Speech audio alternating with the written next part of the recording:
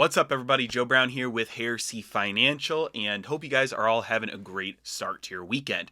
A couple things that I want to show you before we dive in here that I just thought were so cool. Found this recently, picked it up. Just whenever I see something like this, I cannot resist. This is 1 ounce of silver, but as you can see, it's gold. It's plated in gold, and it's got the Bitcoin stamped into the front. You can see there on the back, it's got the circuit board look stamped into it. So just picked up a couple of these because they're so cool. And then the other thing that I wanted to show you, I know you guys have heard me talk about Nassim Taleb a ton, and these are some of the books that I read more than once. There are very few books that I ever go back and read again. Nassim Taleb is one of those that is always worth reading again and again, and this is the deluxe edition. As you can see here, extremely high quality. Just a really cool set here. Looks great in a library or something like that. Both of those linked in the description of the video. The Amazon link for Nassim Taleb's books is an affiliate link, and then the Kitco link for the 1 ounce silver Bitcoin with the gold plating, it is not an affiliate link. All right, let's dive in here. As you can see up on the screen here, the jobs report, huge miss.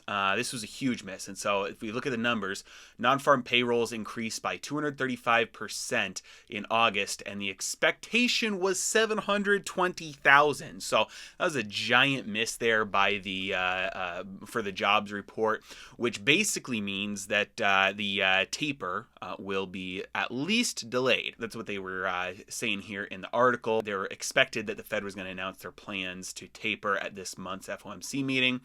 The likelihood of that happening is a lot lower now, which means that the Federal Reserve's balance sheet, as you can see right here, we just ticked up and barely scraped out another all-time record here at $8,349 billion for this week. We were at $8,342 billion at the last peak 2 weeks ago. And so we're going to continue to see this just systematically tick up higher and higher and higher.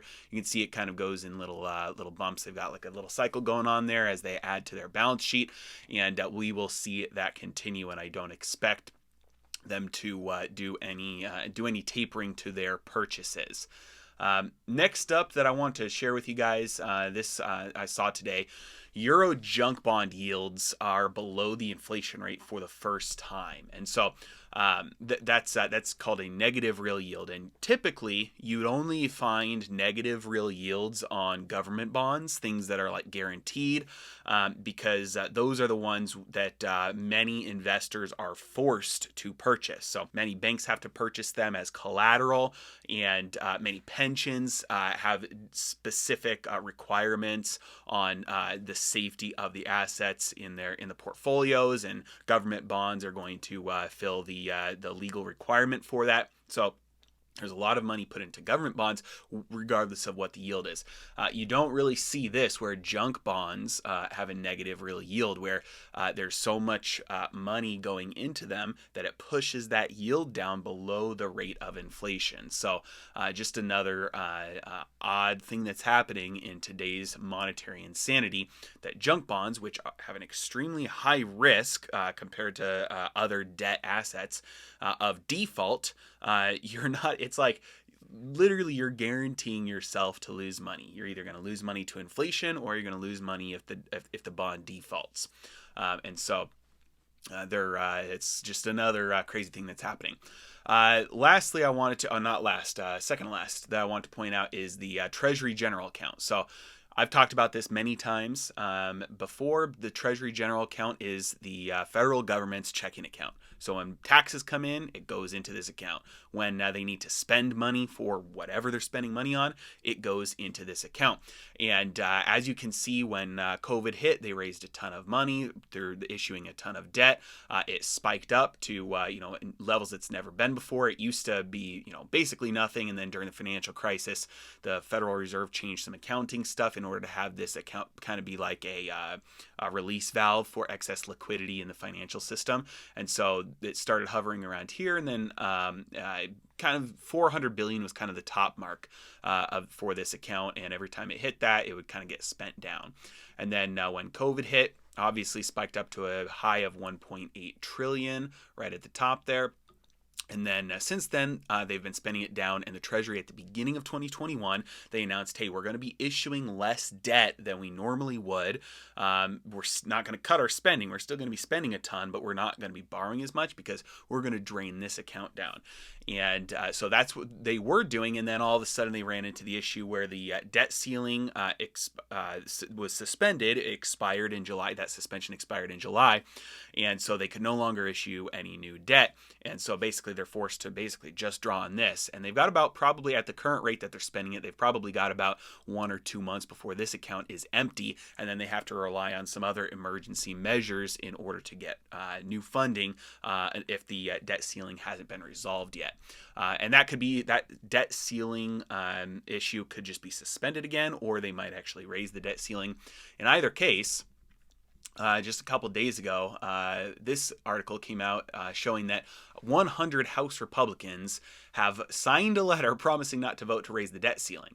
And the reason for this is purely political. It's just because the Democrats technically have the ability to do it themselves, and it's not political suicide, but it's not a politically popular thing to vote to raise the debt ceiling. Everybody's worried about coming up for re-election, and so Republicans are saying, hey, everybody knows it has to be done, and so we're going to make you guys do it, and we don't, you don't have to be a part of it. And so that's the game that's being played right now. We'll see what happens in the end, but ultimately, there's almost no chance that it results in a default. When push comes to shove and they actually run out of money and they're potentially going to default on paying interest payments on their debt or making payments to Social Security, things like that.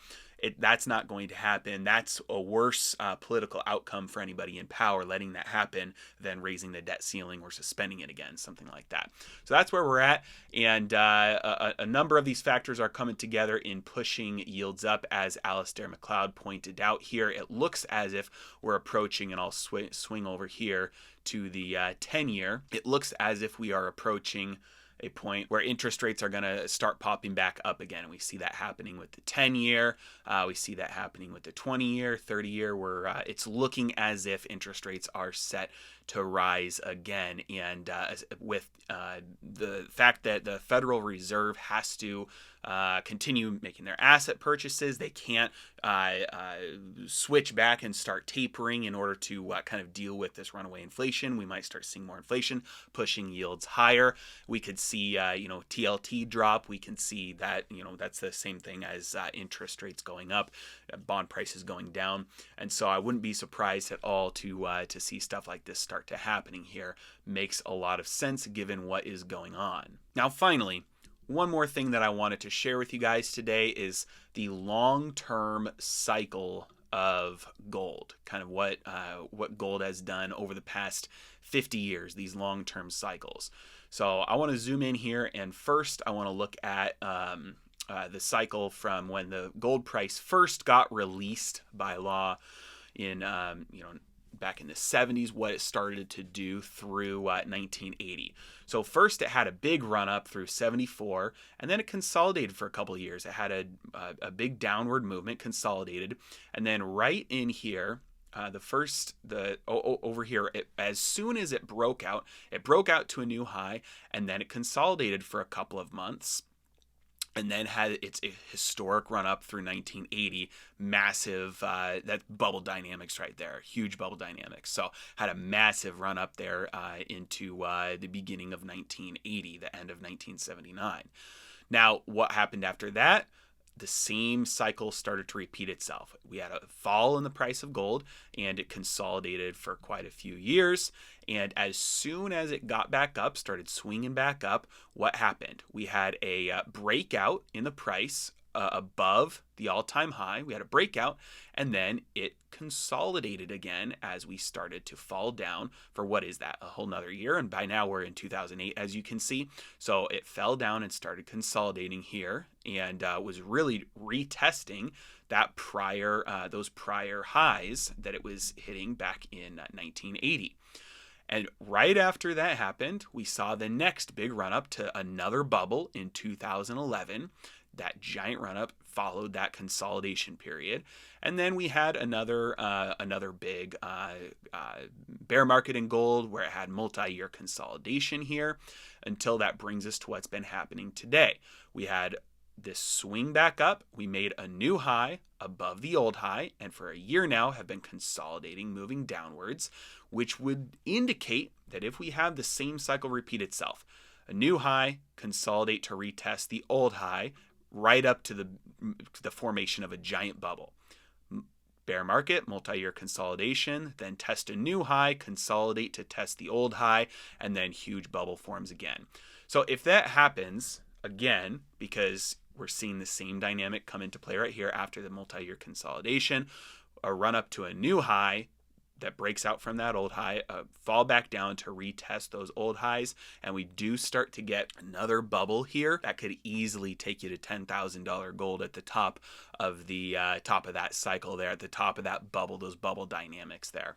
So who knows? Obviously, nobody can predict the future, but that's what I've been kind of seeing play out here in this price movement, in these long, multi-decade sometimes cycles that gold has been playing out in. So that's all. I know we kind of did a shotgun approach here in this video, looking at the jobs report, how it was a huge miss, meaning the Fed probably won't taper, meaning they're not going to do anything about inflation, meaning that we're probably going to see rates start moving higher. We're also seeing in Europe right now the bond yields on junk bonds reach below inflation rates for the first time. And we are also seeing the Treasury general account probably has a month, maybe 2 months left before it hits zero. And just as a side note, I forgot to mention, I just pulled up the reverse repo chart here. You can see this could easily hit 2 trillion by the time that is resolved, because the banking system has to use the reverse repo facility to deal with the excess cash, all the deposits, which are liabilities for banks.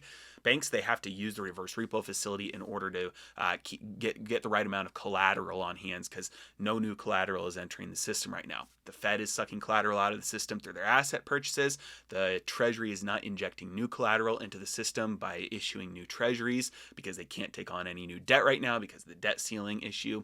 And so we could easily see this hit 2 trillion before that is resolved. But probably won't cause any, it probably will hit the news, probably won't cause any sort of issues with plumbing in the financial system. This facility is set up for this express purpose, and it looks like it's doing its job.